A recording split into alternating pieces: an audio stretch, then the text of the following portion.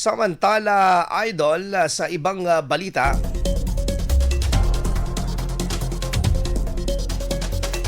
binuksan na po sa bayan ng Santo Tomas, Pangasinan ang IKA-16 na Balay Silangan sa lalawigan na magsisilbing Reformation Center para sa mga dating drug offenders.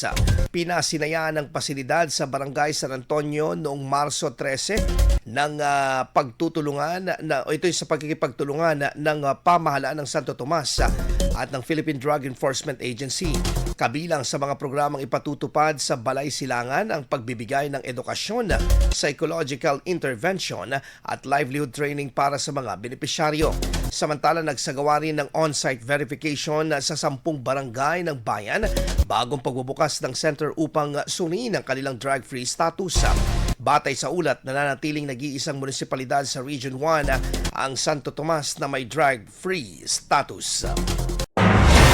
IFM News. IFM News.